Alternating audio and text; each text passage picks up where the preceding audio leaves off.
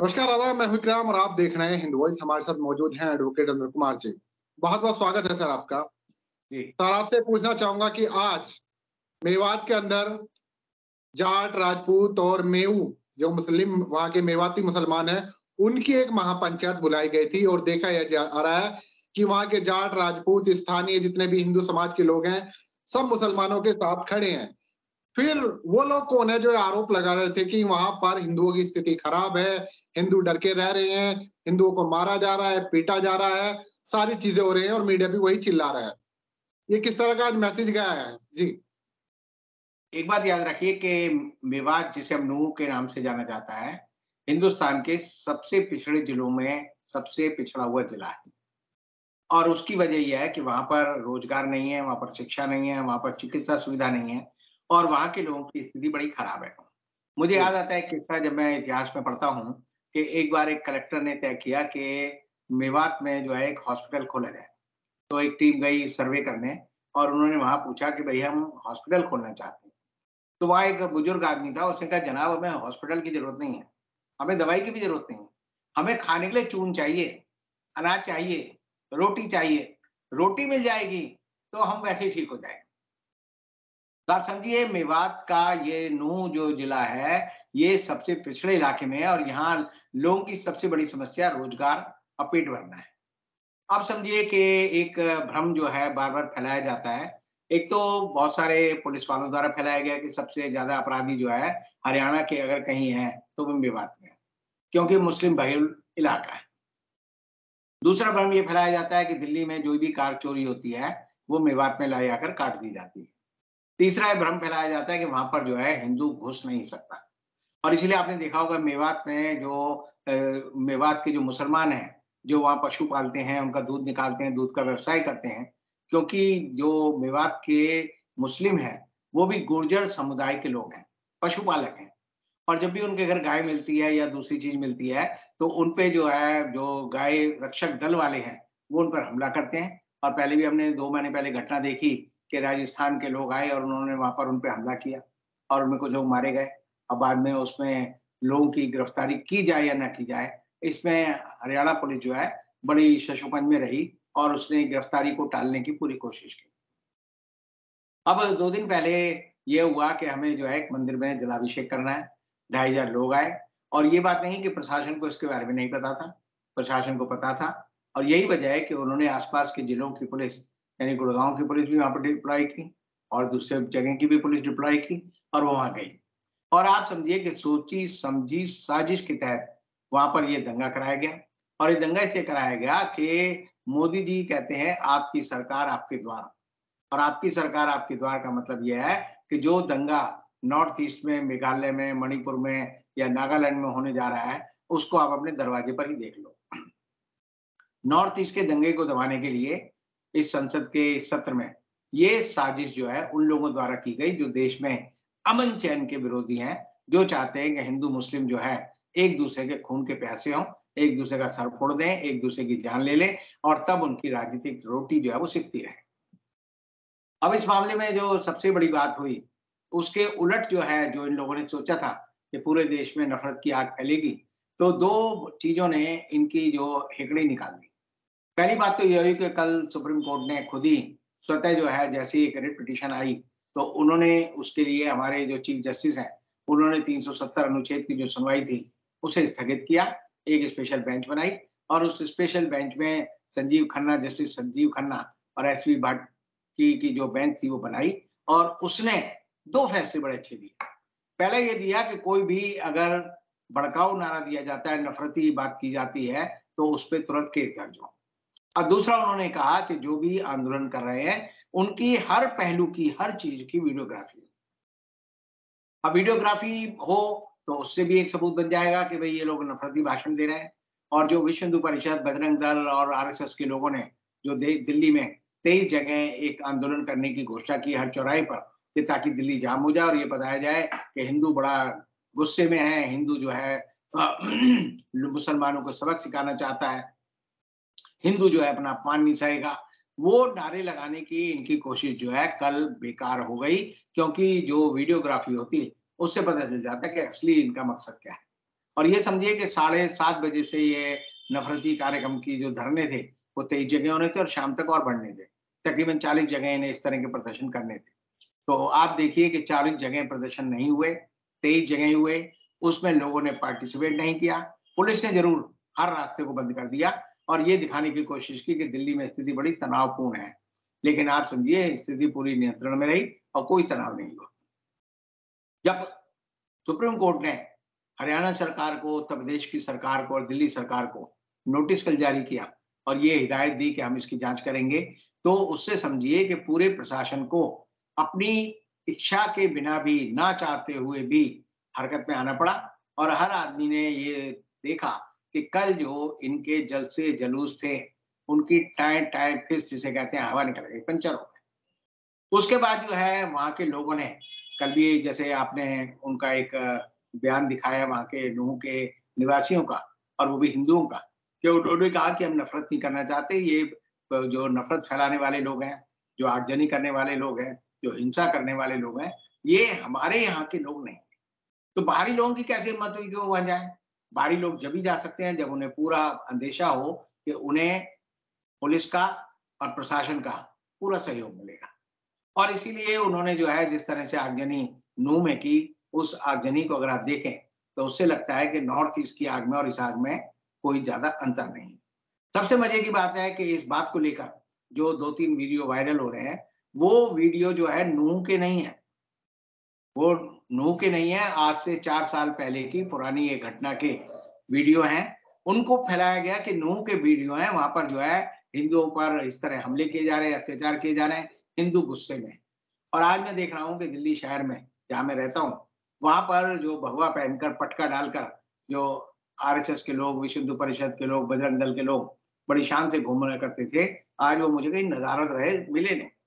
तो इससे आप समझ लीजिए कि अगर एक सुप्रीम कोर्ट अगर एक ऑर्डर दे देता है और दिल्ली में, एनसीआर में हिंसा नहीं होती, तो आप समझिए कि सरकार की मंशा को ये बिल्कुल पूरी की तरह, पूरी जो है एक तरह से उसका पर्दाफाश कर देता है और ये बता देता है कि जिस तरह की नफरत इन लोगों ने मणिपुर में फैलाई, जिस तरह नागालैंड में फैला रहे हैं, जिस तरह पूरे देश में करने की कोशिश कर रहे हैं, उसका जवाब जो है वो ये है कि सतर्कता बरती जाए।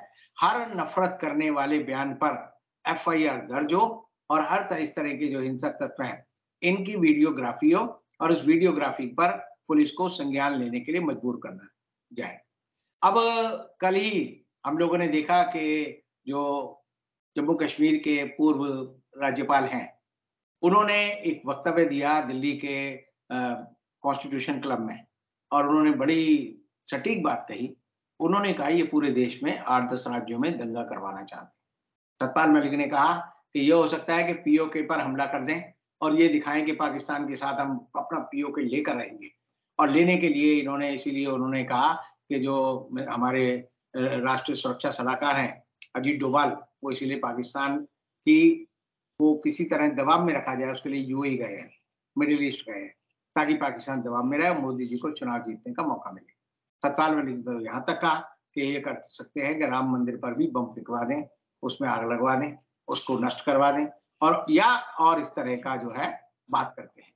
तो आप समझिए प्री एम्प्टिव जो स्टेटमेंट सतपाल मलिक जी ने दिया है, वो वक्तव्य जो है इंडिया जो संगठन बनाया है 26 दलों ने, उनको रोज ये बताना चाहिए कि पूरे देश में लोग शांति चाहते हैं, अमन चाहते हैं, चैन से रहना चाहते हैं, भाईचारा रखना चाहते हैं, वो आपस में नहीं लड़ना चाहते। सिर्फ अपनी सत्ता हाथ से जाने के डर से, सिर्फ ये जो हिंसक लोग हैं जिन्होंने 1947 में देश में दंगों में पूरी भूमिका निभाई, उसके बाद गुजरात में दंगे किए, हर दंगे में इनका हाथ होता है, ये लोग ही पूरे देश में ऐसा कोई धमाकेदार शब्द समझिए ताकि सन्न रह जाए लोग कि क्या हो गया, देश पे हमला हो गया। अब आज समझिए ऐसी हालत में सरकार के पास आज के समय में कुछ नहीं है सिवाय इस तरह की नफरत की बात फैलाने के लिए। लेकिन आप एक बात समझ लीजिए कि लोग अब जागरूक हो गए हैं। नूह की घटना पर जिस तरह कर्फ्यू लगाया गया, गुड़गांव में कर्फ्यू लगाया गया, पलवल में लगाया गया, फरीदाबाद में लगाया गया, लोगों ने कोई प्रतिक्रिया नहीं दी। लोग बड़े शांत से रहे, आराम से रहे। किसी आदमी को, मैंने एक आदमी भी ऐसा नहीं देखा जो टेंशन में। उल्टे जो है इनके ही लोगों ने कहा कि भैया तुम कर क्या रहे हो, तो एक तरह से समझिए इनके लोगों को भी, अंधभक्तों की भी थोड़ी-थोड़ी आँखें खुल गई हैं। वो भी आँखों से खुलकर देखने लगे हैं कि ये हो क्या रहा है देश में। तो आप एक बात समझिए कि सुप्रीम कोर्ट के एक फैसले की वजह से, छोटे से फैसले की वजह से और सही समय पे फैसला लेने की वजह से, जो नफ़रत का एक भी बयान अब आपने आज नहीं पढ़ा होगा। 2-4 जो मैंने आपको बताया कि वीडियो पर और जो पुरानी क्लिपें आ रही हैं, वो जिनको बता रहे हैं कि नो किया है, वो सारी खत्म हो गई। दूसरी ओर हम देखते हैं कि मणिपुर में जिस तरह से वहाँ पर कुकी समुदाय के जो लोग थे, जिनकी मौत हो गई है, उनका सामूहिक एक तरह से उनको अ, उनकी लाशों को दफ़्न करना था, उस पर भी वहाँ की नागालैंड की और जो मणिपुर की हाई कोर्ट है, उसने सुबह 6 बजे, जबकि आज तक ऐसा नहीं हुआ कि किसी भी हाई कोर्ट ने सुबह 6 बजे ये फैसला लिया हो कि इस मामले को भी इसमें स्टेटस को रखा जाए। क्योंकि जो मैती समुदाय के लोग हैं, उन्हें ये डर है कि जो ओपन स्पेस है, जो खुली जगह है, जो जिसे हम कहते हैं चूड़ा-चाँदपुर, जहाँ पर ये इन लोगों का मर्डर हुआ, लोगों की जानें गई 35 लोगों की, तो उनको ये था कि यह मैती समुदाय के संबंधित जगह है, प्लेन जगह है, धरती समतल ज़मीन है और अगर यहाँ पर इनका इस तरह से शवों का अंतिम संस्कार किया जाता है, तो ये क्लेम कर सकते हैं कि ये ज़मीन हमारी है। तो इस पे हाई कोर्ट ने त्वरित फैसला लिया और उससे भी फ़र्क पड़ा। और तीसरी बात जो बड़ी मज़ेदार है, जो लोगों को नहीं पता, जो कि मोदी सरकार के लिए हमेशा एक तरह से झटके की तरह है, वो ये है कि आधार कार्ड को लेकर कल सुप्रीम कोर्ट ने एक बड़ा मज़ेदार फैसला लिया। सुप्रीम कोर्ट ने कहा कि हर जगह जैसे कह देते हैं ना आधार ज़रूरी है, तो सुप्रीम कोर्ट ने कहा कि अब बच्चों का एडमिशन होगा स्कूल में 14 साल तक, तो उनका आधार ज़रूरी नहीं है। नहीं तो हर जगह लाओ जी आधार दो और इसलिए उन्होंने कहा कि 14 साल तक बच्चे से आप जो है आधार नहीं माँग सकते स्कूल में एडमिशन के लिए। दूसरा उन्होंने कहा कि आप जो है बैंक कहते हैं जी अपना खाते को आधार से लिंक करो। उन्होंने कहा वहाँ भी कोई अनिवार्यता नहीं है, ये आपकी व्यक्तिगत स्वतंत्रता का हनन है, बैंक भी आपसे आधार नहीं माँग सकते। तीसरा उन्होंने कहा कि सीबीएसई, एनईईटी या यूजीसी ये कहते हैं कि जी आप अपना आधार दो, वो भी आपसे आधार नहीं माँग सकते। चौथा उन्होंने कहा मोबाइल को आधार से लिंक नहीं कर सकते। हर कंपनी कहती है लाओ जी आधार दो। आपने देखा होगा कि जिस तरह से जो अंबानी की कंपनी है, वो क्या कहती थी आधार हमारे पास है, हम आपको मोबाइल का एसिम दे देंगे। उस पे भी रोक लगा दी कि मोबाइल कंपनियाँ भी लोगों का आधार नहीं माँग सकती।